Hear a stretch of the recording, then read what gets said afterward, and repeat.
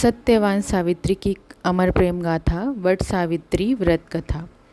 पौराणिक एवं प्रचलित वट सावित्री व्रत कथा के अनुसार राजर्षि अश्वपति की एक ही संतान थी, वह थी सावित्री। सावित्री अपने आप में ही परिपूर्ण थी, रूप से, संस्कार से, सभी चीज़ों से वो गुणवान थी।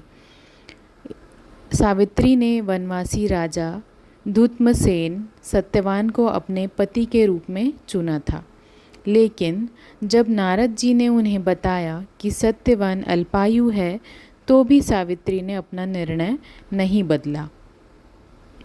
वह समस्त राजवैभव त्याग कर सत्यवान के साथ उनके परिवार की सेवा करते हुए वन में रहने लगी।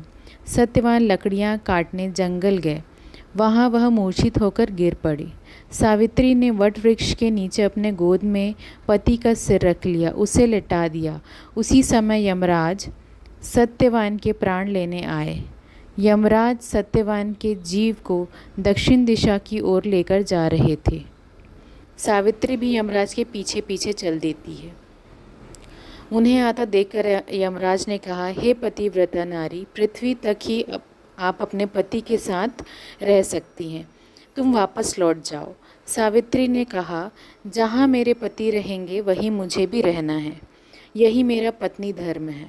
यमराज के कई बार मना करने पर भी वह नहीं मानी। अंत में सावित्री के साहस और त्याग से यमराज ने प्रसन्न होकर उनसे 3 वरदान मांगने को कहा। जब सावित्री ने सास ससुर के लिए नेत्र ज्योति मांगी, ससुर का खोया हुआ राज्य मांगा, अपने पति सत्यवान के 100 पुत्रों की माँ बनने का वर भी मांगा।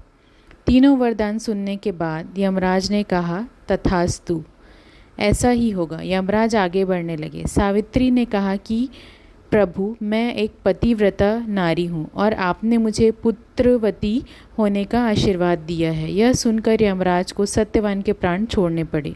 सावित्री उसी वटवृक्ष के पास आ गई जहाँ उसके पति का मृत शरीर पड़ा था और सत्यवान जीवित हो गए।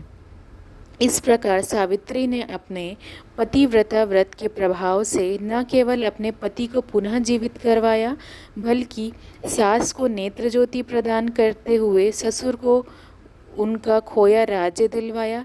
तभी से वट सावित्री व्रत पर वट वृक्ष की पूजा अर्चना करने का विधान है। कहा जाता है, इस व्रत को करने से महिलाएं सौभाग्यवती होती हैं और उनकी मनोकामना पूर्ण होती है, उन्हें अखंड सौभाग्य का वरदान प्राप्त होता है।